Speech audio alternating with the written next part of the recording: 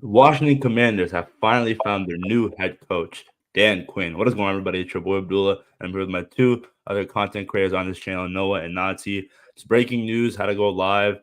For a lot, people find this disappointing. A lot of people are scratching their heads. But let's start with you, Nazi. What are your thoughts on the signing of head coach Dan Quinn?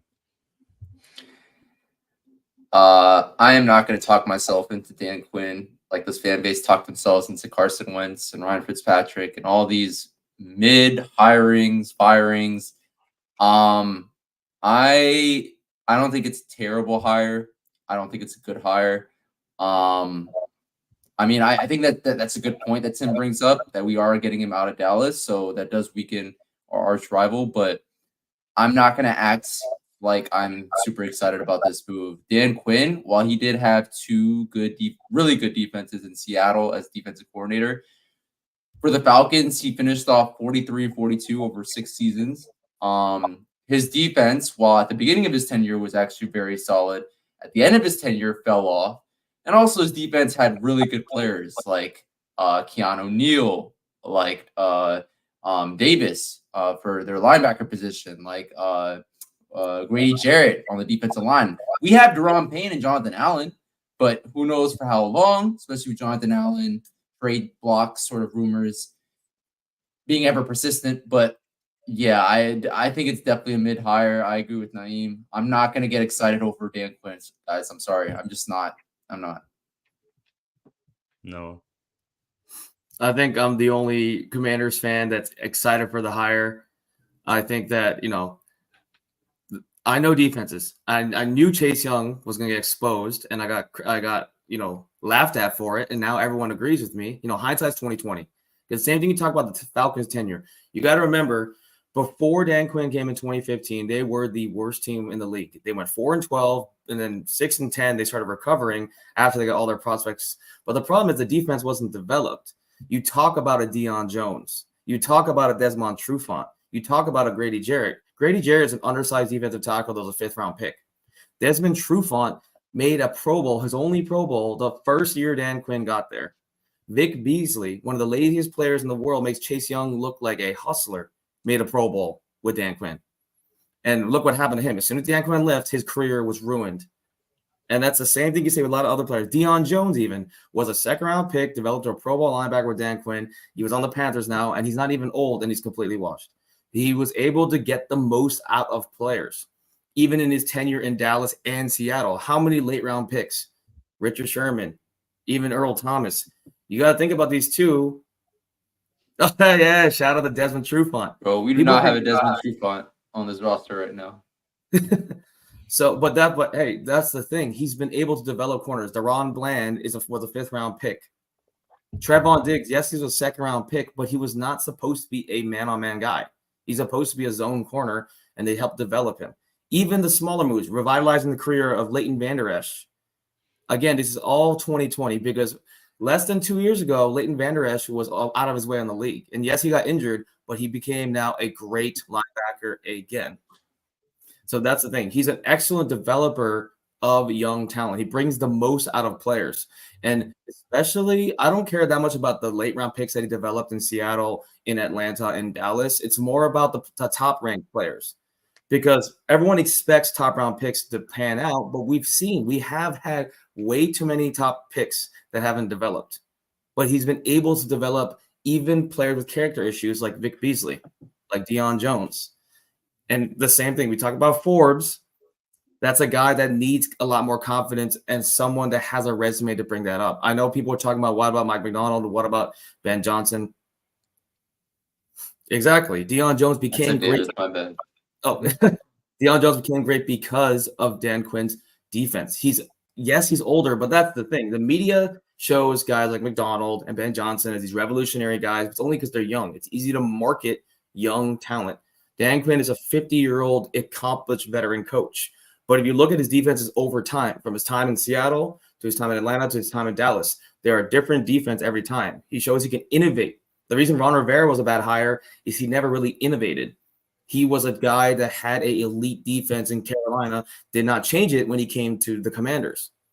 But Dan Quinn has shown time and time again he can revolutionize. He can change the defense to match the times. And we got Forbes. We have De'Aaron Payne. We have Jonathan Allen. We have these guys and Jamin Davis. These guys need to be developed properly. He's shown a history of developing these type of players and getting the most out of even the laziest of players. So that's why it fits really well. We don't have Chase Young anymore. That's been a distraction for too long. Unfortunately, I really do wish we had Sweat. That was a player I knew was going to be an all-pro, Pro Bowl guy. Well, unfortunately, he's not on the team anymore. But with Forbes, we have to develop him.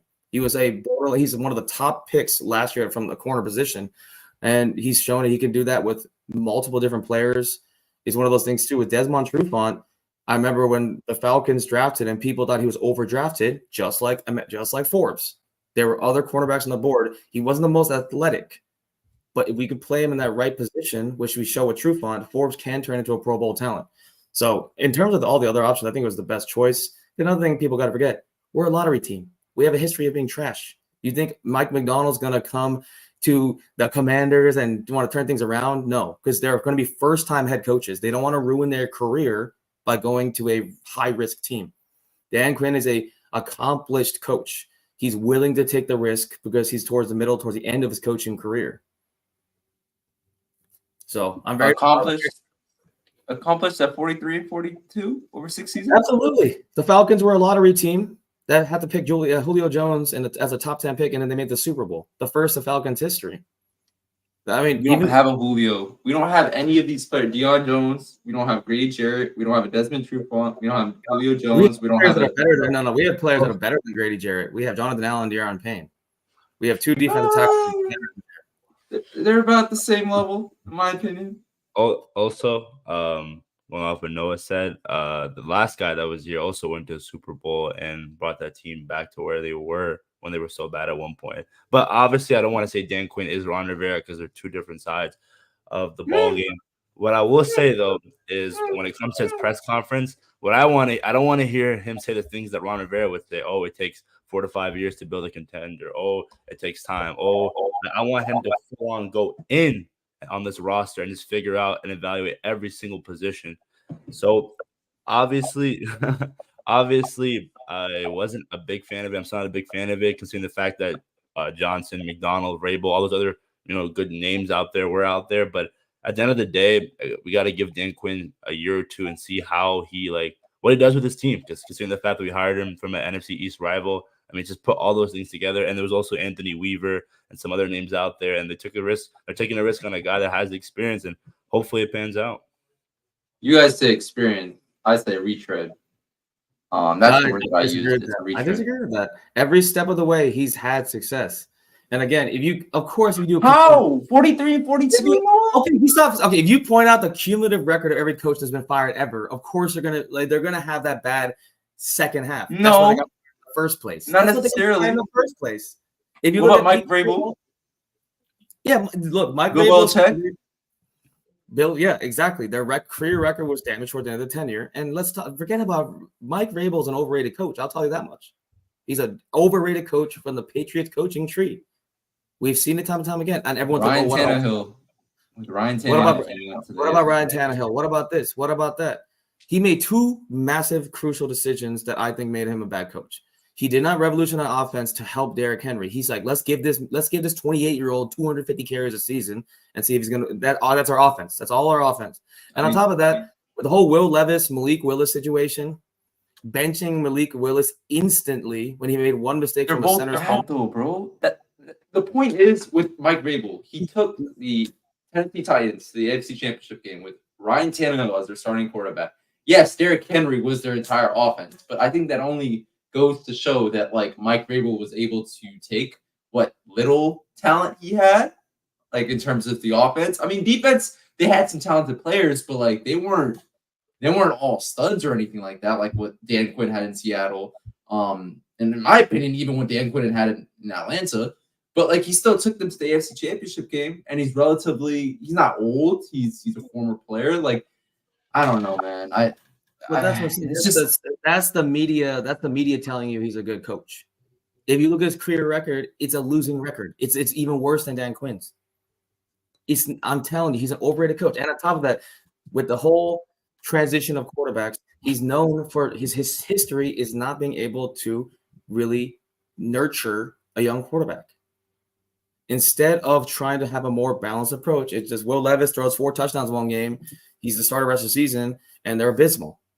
And on top of that, he lets key guys like on the 49ers right now, Al Shahir, everyone forgets about him, one of the most underrated linebackers in the league, was doing great in Tennessee, was getting underutilized, then goes to Seattle, then goes to San Francisco and becomes one of the lead leaguers in tackles.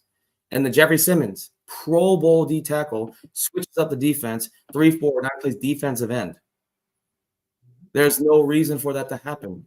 The Titans, I know, aren't the best organization, but what is you talking about Dan Quinn not being a good coach? You're pointing out one AFC championship game for Mike Vrabel. Dan Quinn went to the Super Bowl with a Falcons team that was literally a lottery team 2 years ago.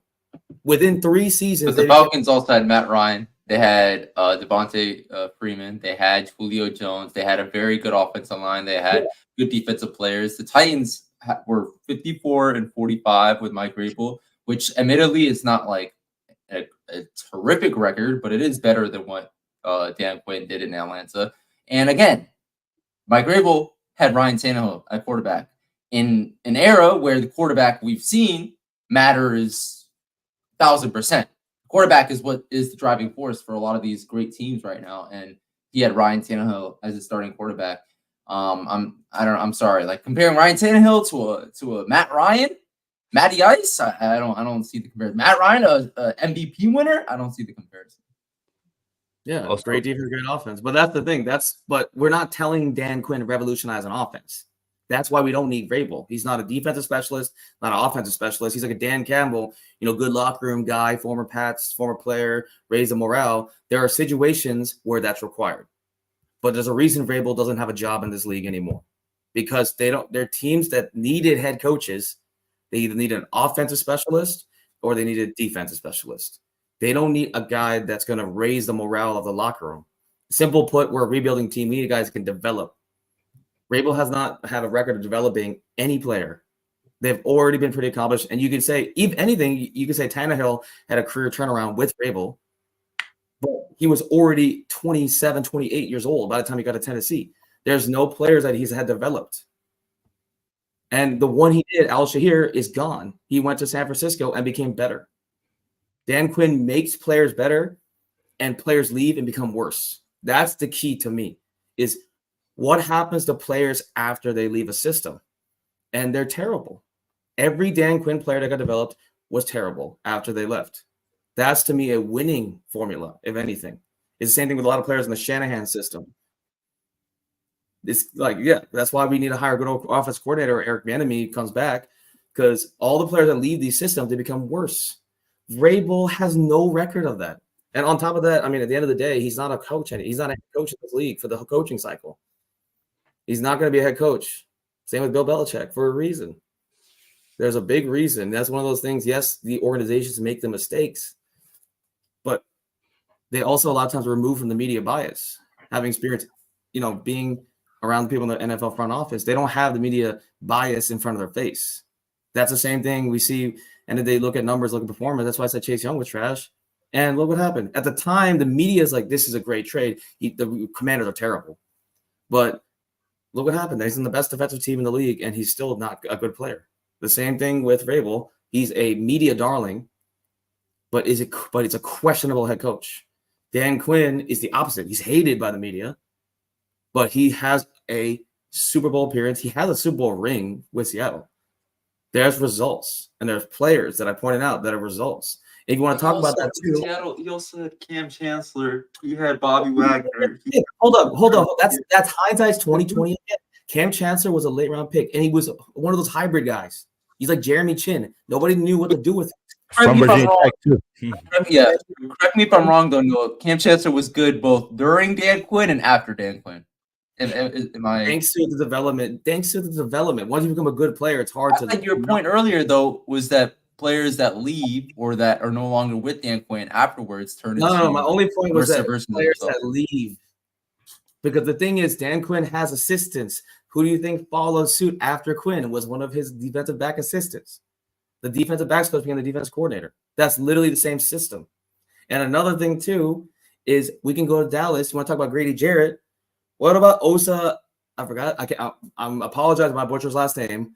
Osa Adigaway from this season is another undersized late round pick from Dallas that was developed, and he's going to be a Pro Bowler. Like, he's going to be a Pro Bowler. Same with DeMarcus Lawrence. Everyone forgets DeMarcus Lawrence was washed. He was absolutely done, and now he's made back-to-back Pro Bowls. As soon as Dan Quinn comes in there, DeMarcus Lawrence, who became absolutely washed, becomes a Pro Bowler again. That's another people forget. That's what I'm saying. There's so much talent that got rejuvenated, that got developed. People talk about De'Aaron Bland, but DeMarcus Lawrence rejuvenated his career. Leighton Vander Esch rejuvenated his career. So we have the both. We have the same situation here. The Jonathan Allen is looking pretty washed, but he has the talent. We have players that can come back, and then we have guys like Forbes and Davis that need to be developed. So I think a defense, also it's easier to build defense first in the modern league. We've talked about it before. It's very difficult to find a franchise quarterback because there's so many different variables behind that. It's easier to develop defense first than it is offense first. So the OC hire will be important, but we're not going to waste our time trying to gamble with the franchise quarterback. That's why when Pedersen came to the Jaguars, they became a good team because Trevor Lawrence, they could be patient with him. They could help him develop because they got a better and better defense. And the same thing with the Eagles. That's how they won a Super Bowl. They had Nick Foles as their starting quarterback, and I think he's a folk legend. But the defense was the biggest reason why they won that Super Bowl, not the offense. Yeah. I guess I'll try to say some positives. When it comes to his players, like Micah Parsons, I'm pretty sure last year he talked about how the fact that wherever Dan Quinn goes, I'll probably follow him. So he has the players. All the players respect him. That's one thing that also Ron had. But also considering the fact that the man shows emotion. I remember this year so many times when the Dallas Cowboys defense would make a big play and then turnovers. That was a big key for him. They were like top 5, top 10 turnovers, creating turnovers. He was always showing emotion. So hopefully none of this, we won't see that. At least that's a slight thing. But I'm trying to give Dan Quinn the benefit of the doubt. I mean, it's only been like an hour, so we can't just hate him off the bat, But obviously, I just want to see the full staff, and then we'll go from there. But this offseason is huge. I mean, considering the fact the draft picks and the cap space, just a whole new regime. And hopefully, Dan Quinn is the guy. Like Nadi said, one game above 500. It isn't too hot right off the bat, but give him time. We'll see what he can do. Absolutely. And again, he's a accomplished leader in this league. He's not accomplished. I'm sorry. Off of 2 years of being a defensive coordinator for all-time great defensive talent on that team, I'm sorry. I can't. Like, again, I get it. There are going to be people who like the move. There are going to be people who talk themselves into liking the move.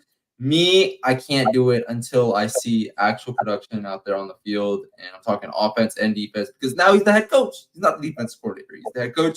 So he's responsible for both sides. And yeah, I'm sorry. Like, at this point on February 1st, 2024, start of Black History Month, I'm sorry. I'm not liking the move right now. I'm not liking the move, but I can be convinced once, we start racking up the W's, but right now I just can't be. I can't.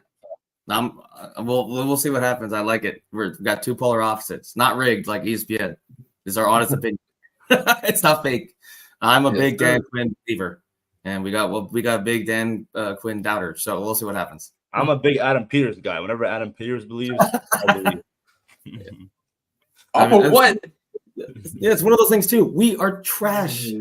How many live streams have we been in absolute physical pain after a game?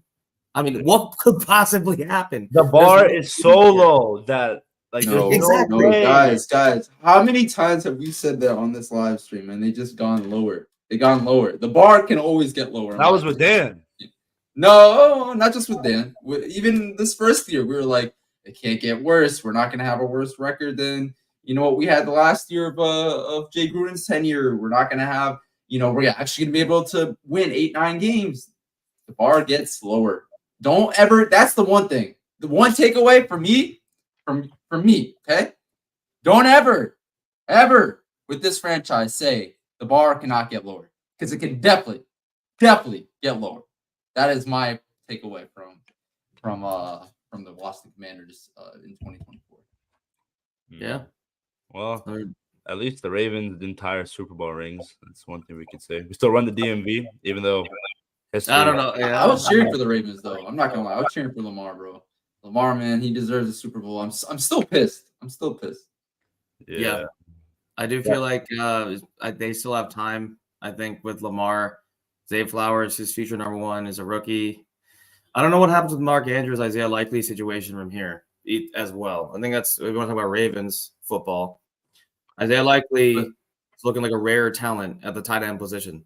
I mean, that's why that even in the Chiefs in that critical game, who did Lamar trust? He threw it to Isaiah Likely, and yes, it was a bad throw, but Isaiah Likely's made those catches before.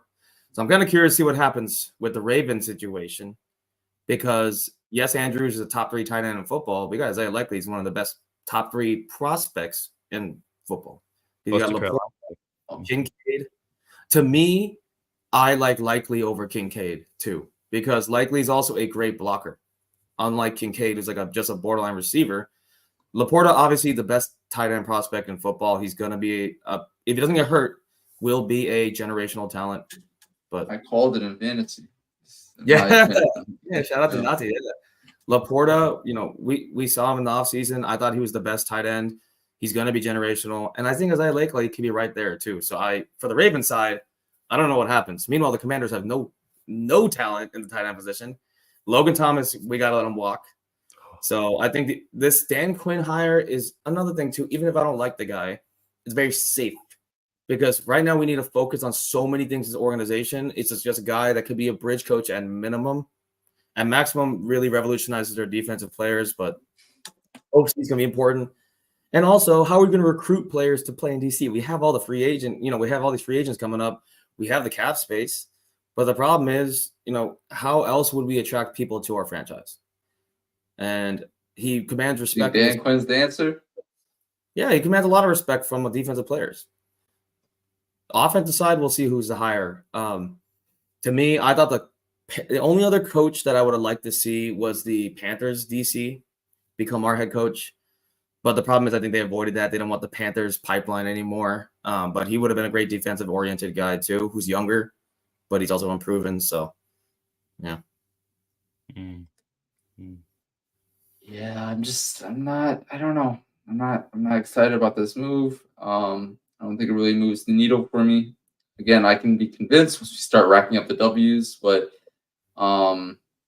yeah, we just don't have. I mean, we talk about what Dan Quinn has done with other defenses. We don't have the talent right now. We potentially could get the talent by the time September rolls around with Adam Peters as their GM. But yeah, I don't know. All this talk about Dan Quinn being a bridge head coach. I mean, what are we talking? We should not have a bridge head coach at this point. We should have a head coach that is going to be the head coach of the future and that is going to command our team as Commanders. But I don't know. I can't. I'm not going to lie to you guys on this live stream, to my boy Noah, to my boy Abdullah, to everybody watching. I'm not going to lie and say I'm happy about this move. But again, I could be convinced. Not in the offseason. I'm not going to be convinced during the offseason, but I could be convinced during the regular season once we start racking up the W's and we start having some actual success. Yeah, I agree with that. I'm a big fan of the hire, as you know. So I think for me, even 8 wins is huge because at least we're not the Giants. I said this during the regular season. At least we're not the Giants. I think they have the worst future in our division. So, and again, look, Dayball's a great coach, but at the end of the day, it hasn't saved their franchise. I mean, they have a way worse situation than us.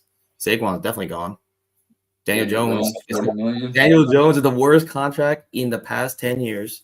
I'm going to say that right now. Craziest thing is we all said that after that happened, too. We're all like, right after the move, this is not going to end up well. But they were handcuffed. I mean, they drafted him as a lottery pick. What else are they supposed to do? Mm-hmm. These next couple months, the draft and free agency, and hopefully the change up in staff, it's definitely going to be a lot. Hopefully more content on the way. Is there anything else? I think we're pretty much did with everything. EB as OC. That's what Naeem asked about. I mean, I don't want that, but I don't know. Yeah, I mean, is that to me on the offensive side of the ball, one last thing is just OC and our pick, because it looks like we're going to pick we're going to pick probably Drake May. And if that happens, that's a Josh Allen type of player. So that's either, all pro or a bust. That's a huge risk, in my opinion. Maybe they change it up, surprise everybody, and take more of a proven guy like Bo Nix, but that's an overdraft.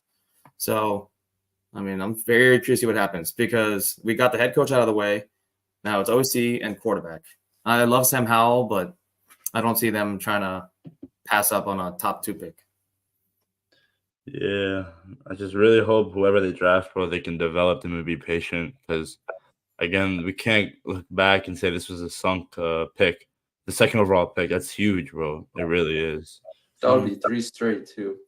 3 straight times we had the number 2 overall pick, and there were sunken costs at the end. That would be terrible. That would be actually terrible. A curse. I still miss RG, man. Still miss him. I don't know. Did you guys see the beef between him and Jay Gruden? It was a couple weeks ago. Yeah, yeah. Well, everyone hates Jay Gruden. The Gruden coaching brotherhood. Obviously, you know what happened to John, but with Jay, I'm not surprised at all. He wasn't a great coach. A lot of players have nothing good to say about him. So I'm gonna trust the players here on this side. To be honest, though, Noah, even as someone like myself who still my Xbox email is rg3_fan_forever@yahoo.com. Even with that fact, I can still admit that RG3 in 2014 was just not a good quarterback, and Kirk Cousins was definitely the better option, and we went with that. It is what it is. RG3 never improved over the course of his career. He had a great first year, but then once, he was forced to change the way he played offense, which in my opinion was needed because he, kept getting injured. Even before the major injury against Seattle in the playoffs, he kept getting injured. Like he needed to change the way he played the football, right? But he never really changed for the better. And I think that just, prohibited him from improving as a quarterback, developing. And I think Kirk Cousins was our better option. So I do agree with Jay Gruden on that point that he just was not good enough. But yeah, Jay Gruden wasn't a great coach either. He wasn't. I will say this: he was great at scheming up offenses. He definitely was. We had top 10 offenses. I think most of his tenure here in DC. I think we got to give him credit for that. But in terms of a head coach overall, and that's what I'm trying to say with Dan Quinn. He could be really good at leading our defense, but if he doesn't do anything on the offensive side of the ball or to command the entire team, then we could be sitting here next year at 8-1. Talking about, we whiffed on the head coaching move. So yeah, 8-1 is somehow still an improvement. Not good enough. No, that is not good. You want the Commanders to make the playoffs with this roster? Did not make the playoffs. I'm not going to be happy for 8-1. Is what I'm trying to say. That legendary quote: "Playoffs. We talk about the playoffs. We talk about the playoffs." Yeah. But yeah, is there anything else? I would have liked Mike McDonald or Ben Johnson, man. He is an op. He is. I think he told us during mid-flight that I'm not coming to DC. He kind of catfished us, man. I'm not gonna lie. I don't know why he wouldn't want to come. To be honest, and this is the first time I'll probably have ever said that. It's very obvious to me. He's never been a head coach before. Why would he go to a high risk situation? Is it high risk? When we have the number 2 overall pick, he can really mold the team however way he wants with Adam Peters. There's the positive, but the negative, it's a rebuilding team with a long history of not being successful. So it's one of those risks that you're going to take. Because the thing is, look, even for you're talking about Dan Quinn's record. But that's the same thing that's going to happen to Ben Johnson. It's like, if I go to a bad team, my career record will be terrible because the first couple of years might be pretty rough. It's going to hurt his record. And that's the thing. Coaches now, too, they come in and out. So they need to establish themselves fast. And what better way? Because that's one of the things, if you look at the long-term career of a head coach, if they go to a team and they have the opportunity to go to an okay team, like an already okay team, then the first couple of years is great. They fall off, they get fired, and then that's how they get hired again. That's why Jeff Fisher was a head coach for so long, even though he was absolutely terrible as a coach because he came in at a decent time. He was able to coach Titans, and he went to the Rams. And same with the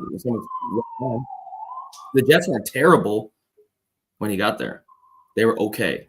And then he got an okay record, and that helped him coach for a couple more years. So I think with Ben Johnson, that's what he's thinking too. He wants to go to a team that's not going to be terrible, or what he thinks is terrible.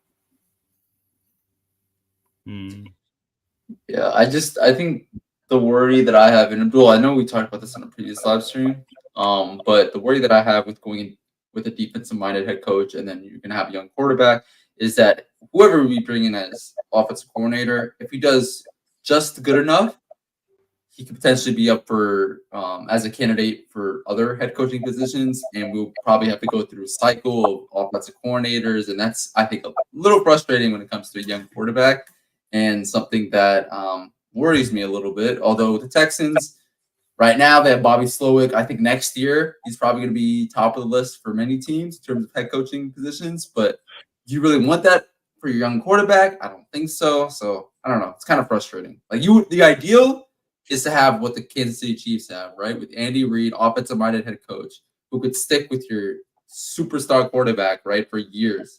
That's the ideal. But I mean, I guess we won't have that now with Dan Quinn. Yeah, I mean, I don't know. Well, that's the thing. We don't have that Mahomes yet. But again, it's a risk we take. It's like, do we take the risk? I see what you're saying. It really depends. I mean, another second overall pick curse. Remember Marcus Mariota? I feel like his career got ruined because he never had a consistent offensive coordinator.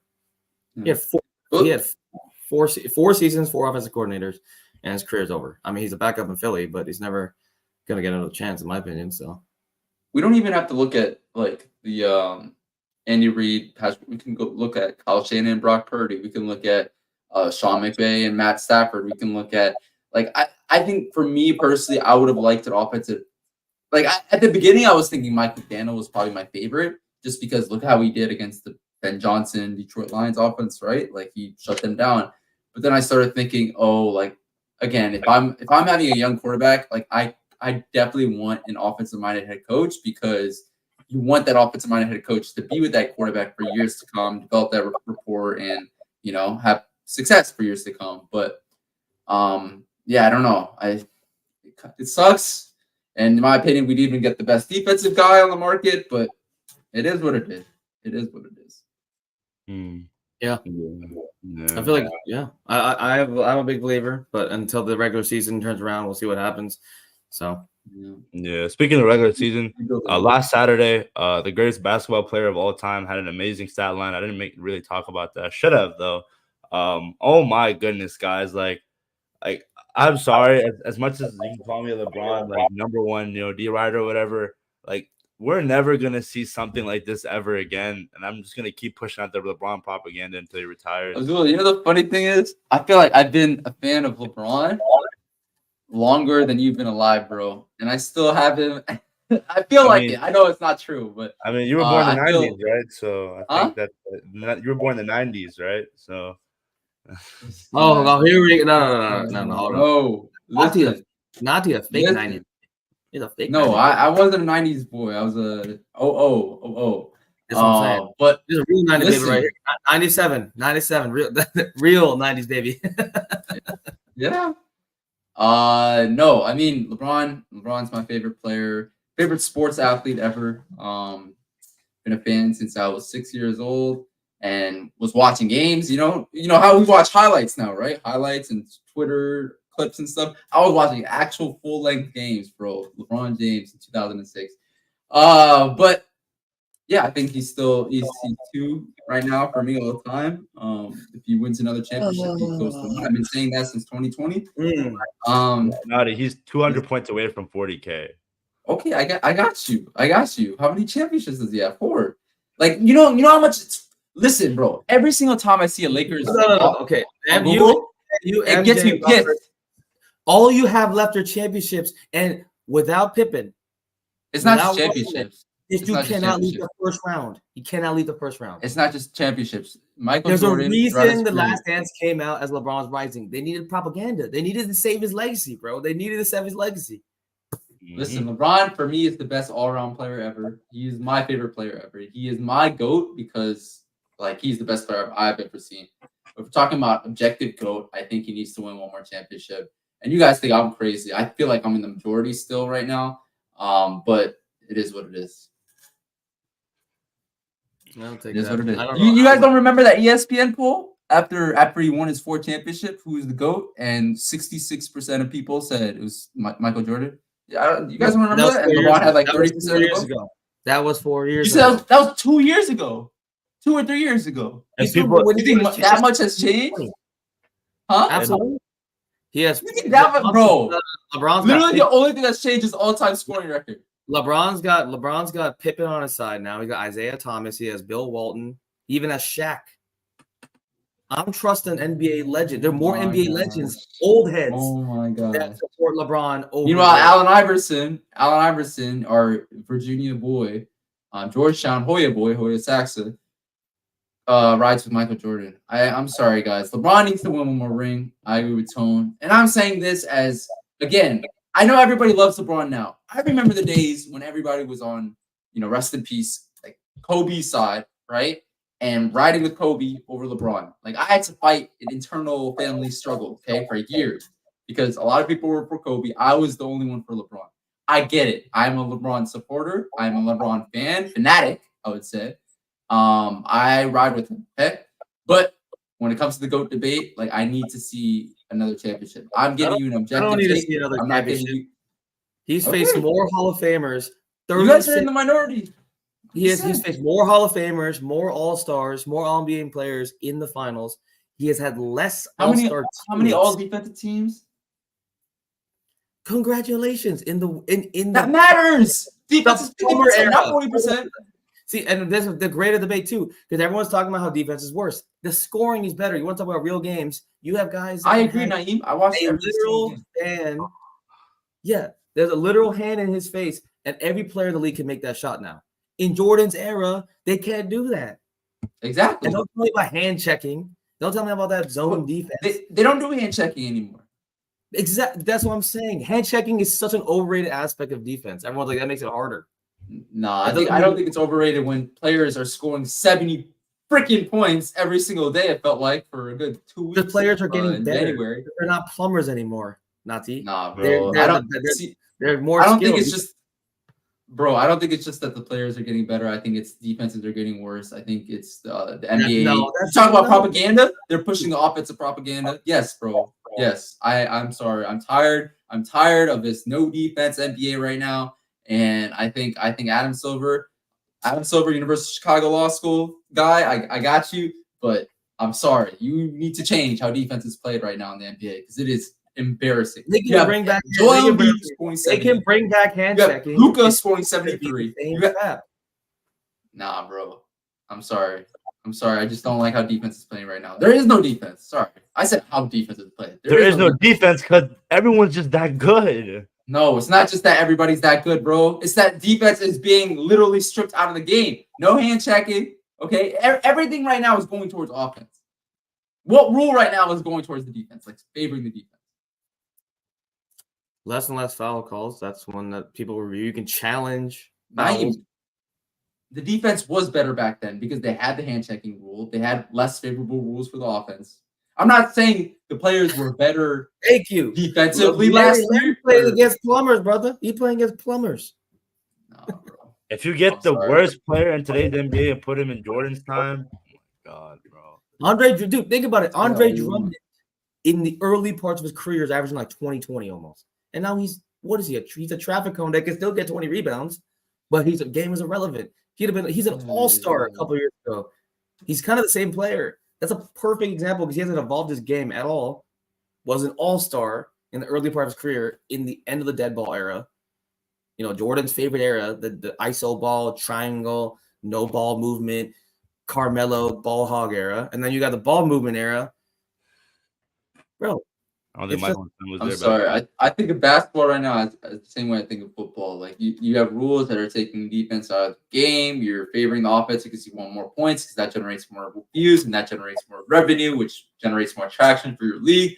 And I get it from a business sense, but it's taking defense out of the game. That's why all this talk about Mahomes. How many clips have I seen from ESPN saying, "Oh, is Mahomes the GOAT? Oh, is Mahomes better than Brady?" No, he needs to earn it. I'm sorry. Even if he gets this next championship, are we forgetting what Brady did?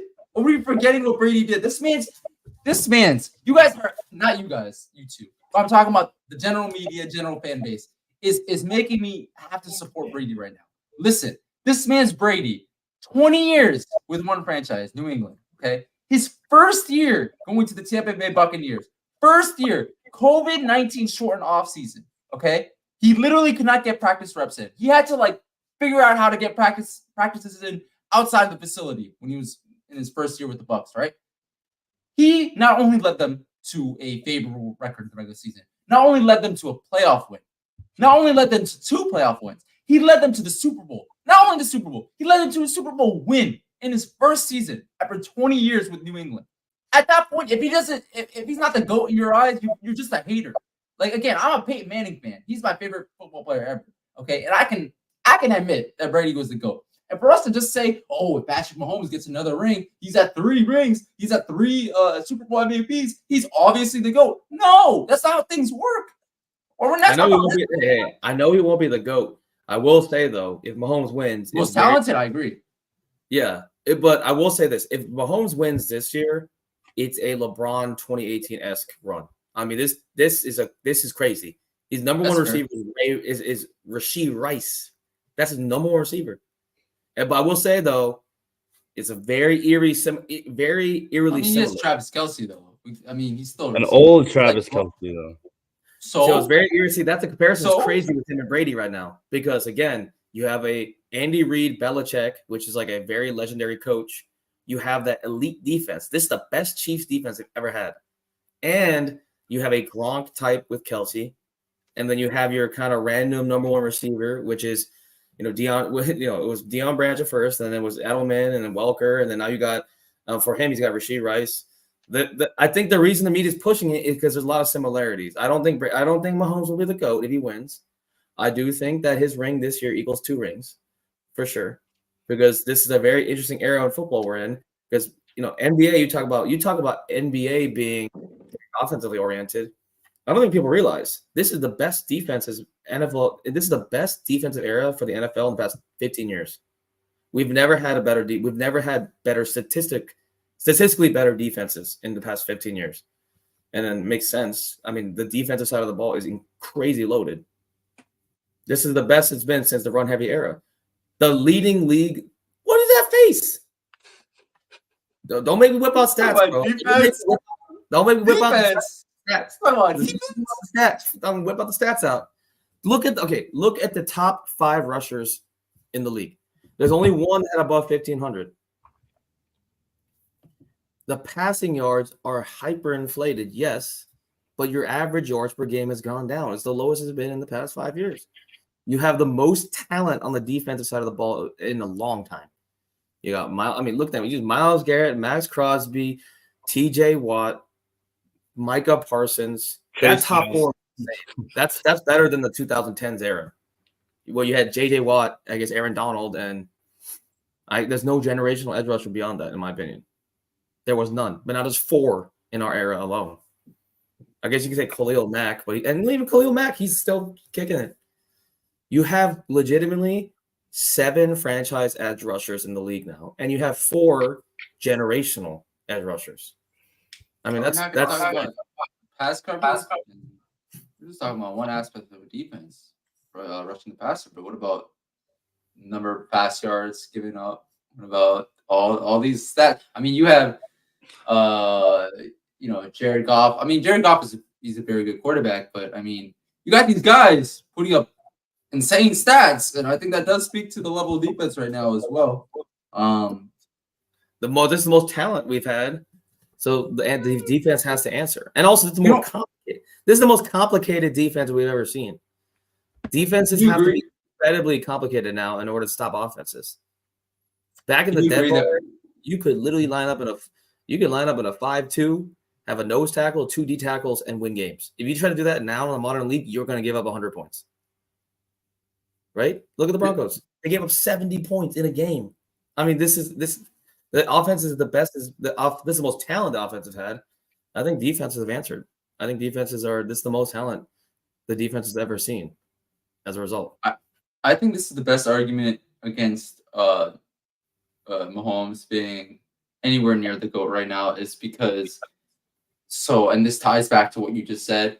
Kind of like we in this era of the NFL, in my opinion, we don't have a Peyton Manning, we don't have a Drew Brees, we don't have these guys who are Super Bowl winners, are challenging a Tom Brady. We have a Josh Allen, we have a Lamar Jackson, we have a Joe Burrow.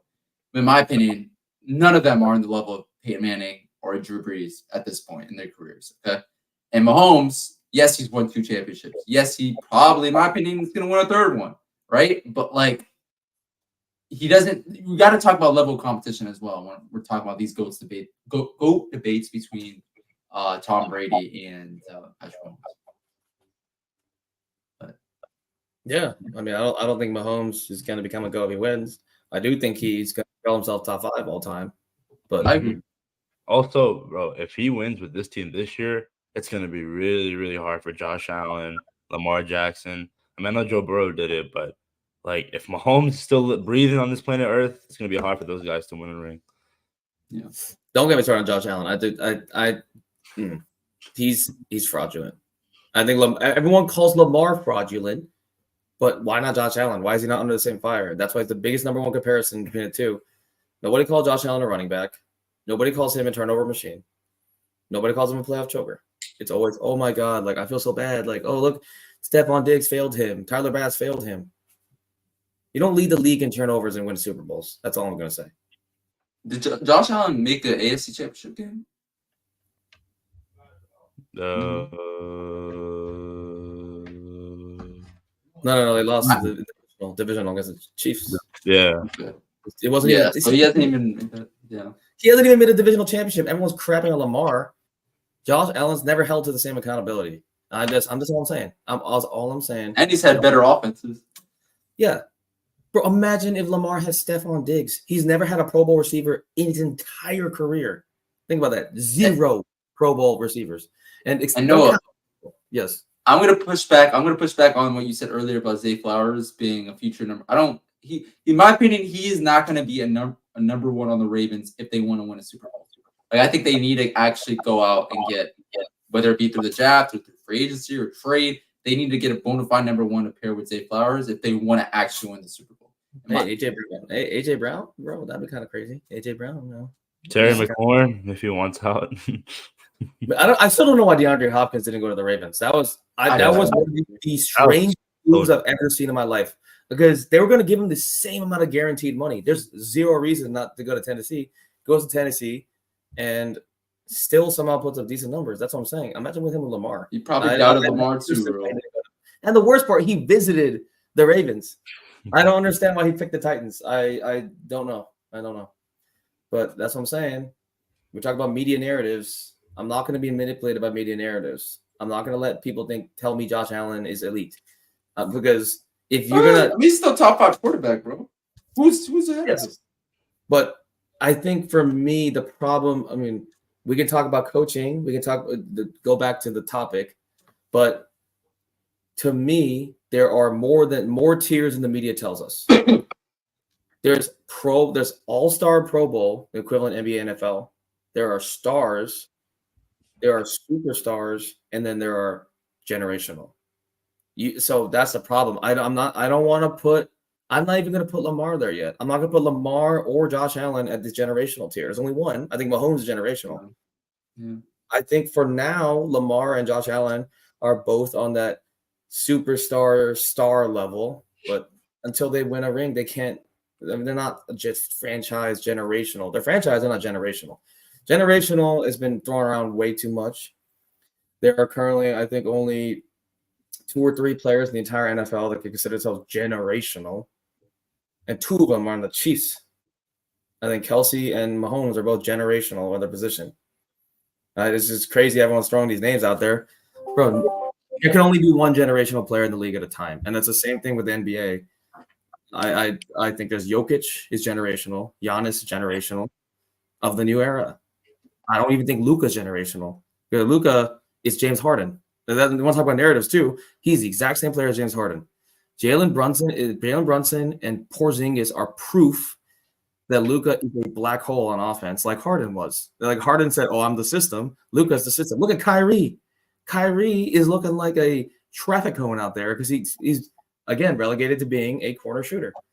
Luka and Harden, the same player. They need a million shooters around them, and then they can hold the ball. And Luka has the most buckets in isolation this season, and the most unassisted points in the entire league.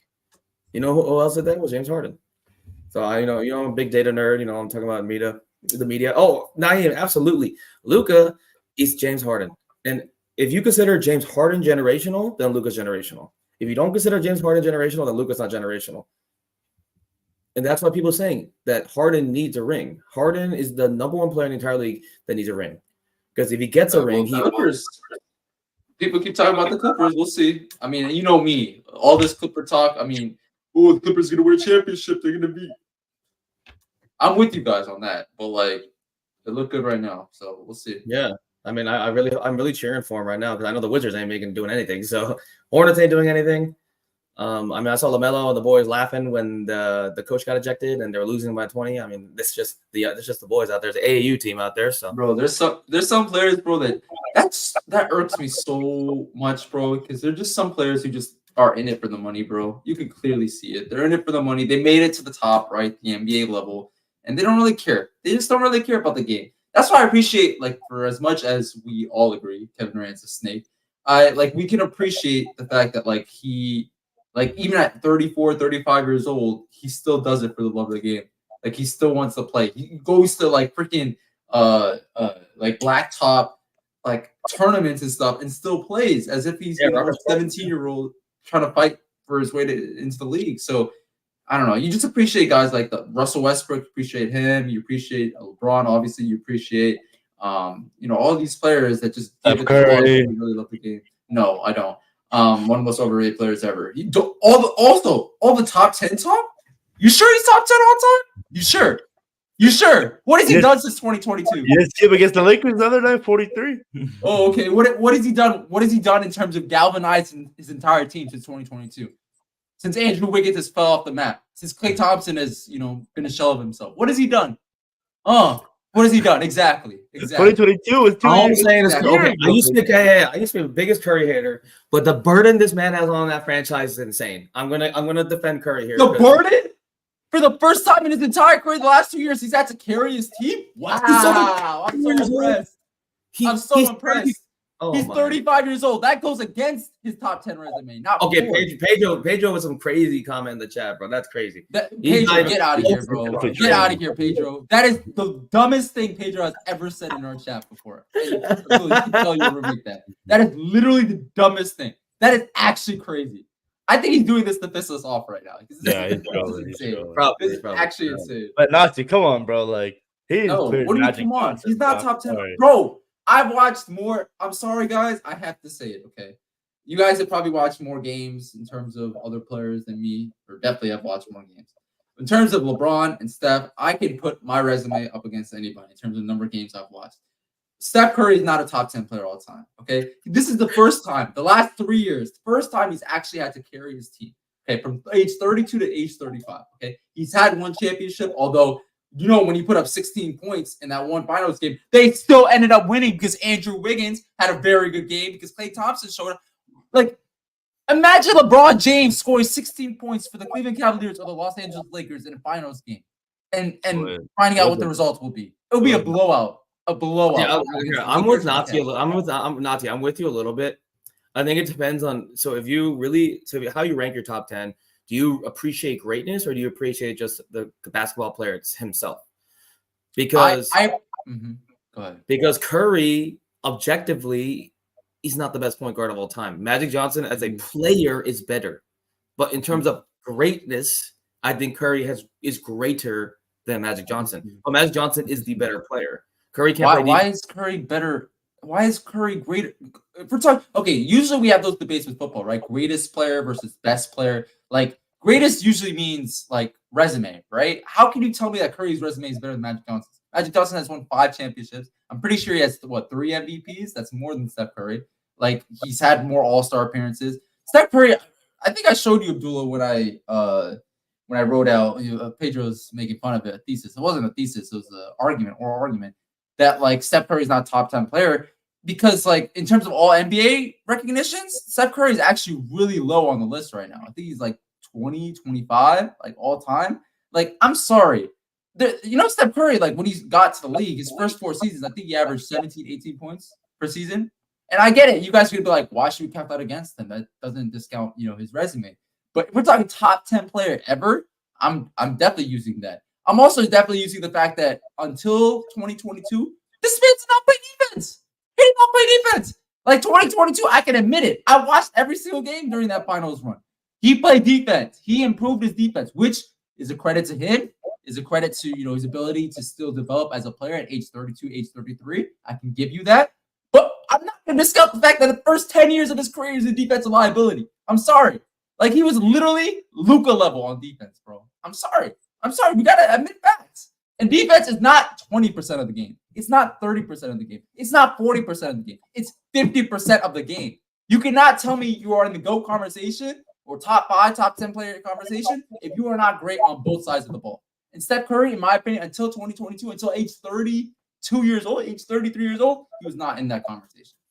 So all this talk, bro, you guys need to go watch some games of players in years past before you guys were born, or even in the early years of when you guys were born. Because all this talk about Steph Curry being wherever, you actually have to watch players from the past to really make up that opinion. But that's just me. I'm kind of like I'm leaning toward Nati's side. I feel like he never had a moment except for that most recent championship where he really took the lead. I think Kevin Durant saved him. I think the first championship was just him. It was LeBron versus the world. I really don't think it was. Kyrie out, Kevin Love out. Yep. Matthew Dellavedova was our second best player. Yeah, I mean, like that's what I'm saying though. That's my biggest question to myself because objectively, like I said, you watch games. Magic Johnson's a better player. Steph Curry is system. The entire offense is built around Steph Curry, and a lot of times he makes tough shots and they're really good for highlights, but he's not a good defender. His mid range is incredibly overrated. His float game is good, but mid range shots, But no, I'm sorry. I'm just looking at Naeem's comments, bro. Naeem, I'm sorry, bro. I respect your football opinion. I respect your basketball opinion for the most part. But on Steph Curry, this is atrocious. Like, you cannot. Okay, 6'6". What about Gary Payton? Okay, I get it. Why is that? These are exactly. There are all-time defensive players at the point guard position that are actually shorter than Steph Curry. But even then, why do people keep thinking like, the fact that he wasn't 6'6" or taller, like we shouldn't count that against him, or we should not account his size against him? No, we're talking top 10 best players ever. That means we're accounting for size as well. Like, we're accounting for a Bill Russell being on that list. We're accounting for a Kareem Abdul-Jabbar being on that list. We're accounting for LeBron being on that list. We're accounting for a Michael Jordan being on that list. Like, I'm sorry, but Steph Curry, before 2022, he was a defensive liability. Nobody can tell me otherwise. Every single time he matched up against the best player on the other side, he always got cooked. Absolutely cooked. And, like, you guys are forgetting these facts. Again, for most players, you guys can tell me you watched more film or more games of them. For LeBron and for Steph Curry, I will put up my resume against anybody in terms of number of games that I've watched. And everybody remembers his clutch shot against the Thunder, okay, where he shot from almost half court. But nobody else can tell me another moment where he had a clutch shot outside of the one this season, because I know people are going to be like, oh, Nazi, he had a clutch shot this season. Outside of those two moments, actual clutch shots from Curry last 5-10 seconds of the game to win the game or to tie the game. Do you guys have one off memory? I can name you like 10 from LeBron off memory. This is what I call insane D-riding, Noah. I hate the way insane on who? No. Who am I D-riding, bro? I will say this. I actually do agree with Nati a lot because I do think that Curry, out of any other player, benefited from the social media era the most. Because, yes, he revolutionized the game, but he revolutionized that because of social media. All these kids are watching him shoot all these threes. I think he has benefited so much from social media. It's crazy. While LeBron, the opposite. Y'all don't remember. Like he said, in 2012 to like 2016, the hate was unreal on social media for LeBron. And it could have gotten to him, but it didn't. I feel like with George Gamble, I know Nazi now is going to be mad at me. With George Gamble, if he was in the modern, if he was in the modern social media era, he'd have been crushed because he was doing a lot of bad things when he was a player. You know, he was the flu game. He was hungover. I mean, that's why his eyes are. You got jaundice because he's an alcoholic. Like he's a gambling addict. He's also had infidelity issues. Like he would have been really struggling in this modern era. So you could say Steph Curry also props to him because he hasn't gotten in trouble either. Issues. He benefited too. He benefited the most, in my opinion, but he also proved like he never got in trouble. His wife has gotten in trouble, but somehow his wife got more in trouble than him. That's how clean of a resume he has. So I think the legacy. He also said that he wasn't for affordable housing. Oh yeah, that was his one in match. It's not like he had HIV and the whole league was screwed by it too. So what? The whole league wasn't screwed by it. I know, but almost could have been potentially. No, could have. Bro, been. do you not know how science works, bro? If that blood or sweat touched anyone, who knows, bro? That's blood. But okay, That's blood, yes. Sweat, no. You're destroying. I'm joking. Okay, but I mean, I don't know. I side with Nazi a little bit more. I do think Steph Curry is at worst on the 11th, 12th area. I agree, but I would have Curry at that 10, 9, like with Kobe. I think Kobe for me is like 8. That's just disrespectful to Kobe. I'm sorry. How? Oh my God. Okay, Kobe played defense. He played defense. This is my main argument. Forget everything else I said. Only focus on one part of the argument, okay? Which is defense. Because everybody loves watching offense, okay?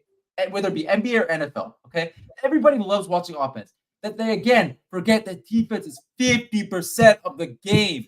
50%. Not 20%. I get that, bro. For as boring as people think it is. Hey, hold on. But that's why Kobe's 8. Okay, I'm gonna put. Okay, look, no. That's why Tim Duncan's better than him. Tim Duncan.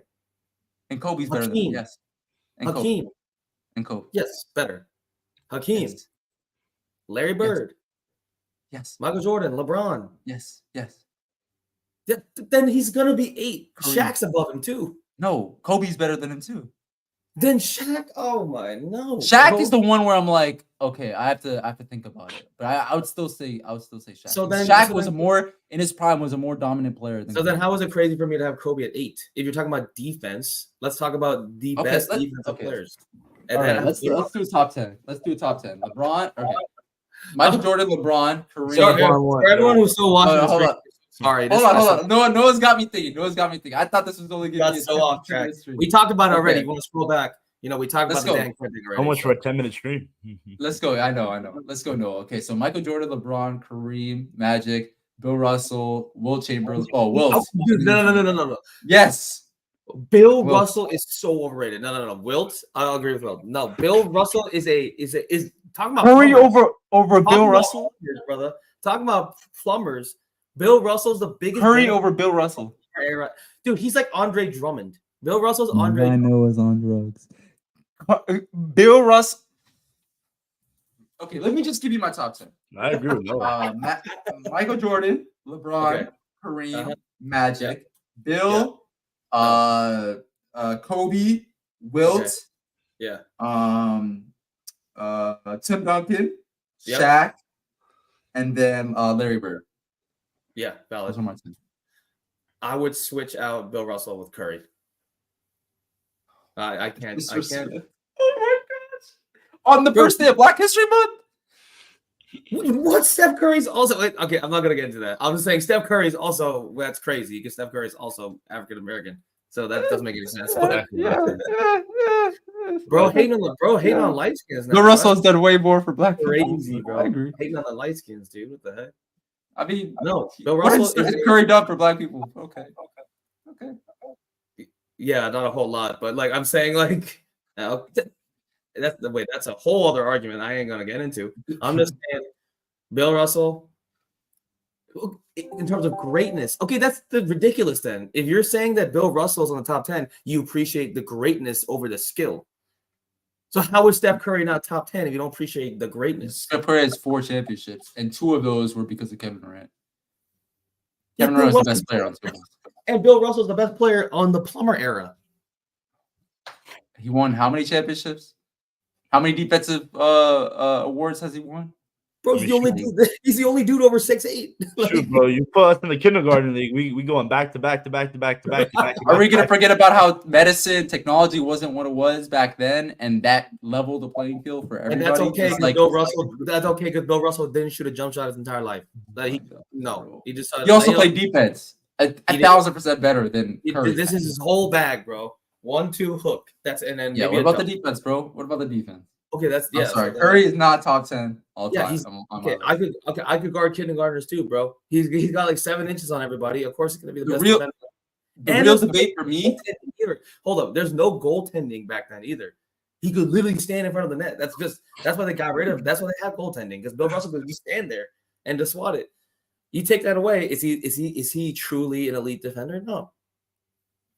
If Bill Russell was in the league right now, he'd be like a Bismack Biyombo. Like he'd be like just 5-5, 6-6 with a block. I'm sorry, peace. But that's what I'm saying. Bro, the disrespect is crazy for Bill Russell. First day of Black History Month, man. That's crazy. Okay. I'm putting. I guess no. Bro, Bill Russell. I'm just trying to point out your double standard here because Bill Russell is top 10 greatness. What double standard? I have Michael over LeBron. You don't appreciate Steph Curry's greatness. You're saying that Bill Russell. Because he won 4 championships, and 2 of those, the best player was Kevin Durant. Two. He only has 1 Finals MVP. Why are we discounting that? He's only had 1 Finals MVP. He's only been the best player. The reason why, let me not say the best player. The reason why his team won the championship 1 time out of 4 attempts. 1 time out of 4 attempts. Like, why are we discounting that? Everybody says, "Oh, he should have won the one that Andre Iguodala won." Okay, you could say that, right? But why did Andre Iguodala win? It's not like one person gets to decide who wins Finals MVP. It's multiple people. Like it takes like actual convincing for someone. Yeah, because LeBron should have won Finals MVP, even if he lost. Exactly. And they had to give it to the player that played the best defense on LeBron because there's just no way they could. Yeah, he locked up LeBron. I think he was averaging a triple-double, right? I know exactly. That speaks more to LeBron's greatness than to Steph Curry being the Finals MVP, in my opinion. But okay, I agree with Curry, but I think Russell right there with him, bro. I think there's legacy. They are greatness. Disrespect is crazy. Disrespect is crazy. First day of Black History Month. Cancel Naeem. Why do you keep saying that? Why y'all keep saying that when Steph Curry's also? I don't understand. You act like Steph Curry's like. Bill Russell has done so much more for Black people. It's actually crazy. He's a civil rights icon too. Yes, he's a legend. Okay, so greatness again. Greatness. I respect Bill Russell. Rest in peace. He's a legend of the game. We're talking about top 10. I think he's barely there. Barely. The disrespect, man. The disrespect. That's cap, man. That is actually cap. You have a black man right here talking Bill Russell, and everybody else is hating on him. That's crazy. I'm not hating on. Where'd you get the hating for? I'm not hating on Bill Russell. I'm just saying this. He's a legend, one of the greatest players of all time. I'll put him in my top 12. I'm not putting him in my top 10. I've never heard Bill Russell not being in someone's top 10, bro. I just never heard that. To me, I measure greatness. Yes, he has the rings. He has the defensive player of the year. But I have to add a little bit of skill. I'm like, who's a guy who can transcend eras? You put Hakeem in this era right now, he'd probably be better than Jokic. You put Shaq in this era right now, he'd be better than Jokic or Embiid. You put Tim Duncan in this era right now, he's better than both those guys. You put Bill Russell in this era, he's Bismack Biyombo. I'm sorry. Like that's another thing. Kareem in this era, he'd average 40 a game. You put Bill Russell in the NBA right now, he is literally Bismack Biyombo. He's just a rebounder, 2K glass cleaner. Like he gets like maybe 8 rebounds, but he's not going to do well. He doesn't have any. His defense is literally goaltending. I've watched the film. Obviously, none of us were live back then. Well, I watched the film, bro. This dude's just goaltending the entire game. They added that rule because of players like Bill Russell. He just stood there, and he had like 6 inches on the average player. The average height of the NBA was 6'5" back when he played. It is 6'8" now, and 3 inches don't seem like a lot, but 3 inches is a lot. First of all, but stop. Naeem. But all I'm saying is that no, Bill Russell, I just can't because I don't think he transcended an era. I think Magic Johnson every player in the top 10 can transcend an era. I think Michael Jordan, I'm not like those like LeBron fanboys. I think Jordan comes this era right now, averages 30 a game or 35 a game. Like, I think Jordan can come there right now and average 35 a game. He averaged 30 in that era. Exactly. He can 35, 40 this year. This era. Because of course, yeah. But Bill Russell is the only player in that entire list that won't do that. I can't put him there because he's the only one who can't do that. Everyone else can do that. Kobe literally did it. Who's going to defend Bill Russell in this era? Joel Embiid? Ivica Zubac, bro. I don't even need Embiid, bro. Ivica Zubac. All right. Daniel Gafford. Daniel Gafford, bro. Oh my God. The level of disrespect for State Black History Month. But shout out to Bill Russell. We love Bill Russell. I love Bill Russell, okay? Civil rights icon, NBA icon, top 10 player ever. Black excellence, I don't know about that with Steph Curry. I mean, he's the same guy who did not want affordable housing being built around where he lived. That's how selfish this guy is. Silver spoon in his mouth, born from privilege. With that being said, thank you guys so much for watching. Please make sure to like, comment, subscribe to the DMV Sports Zone channel. We're like to post fire content like this as much as possible. Also, go follow our Twitter page at DMV Sports Zone, Instagram page, all lowercase DMV Sports Zone, TikTok page at DMV Sports Zone. And yeah, appreciate you guys for watching. Abdullah, thank you for leading.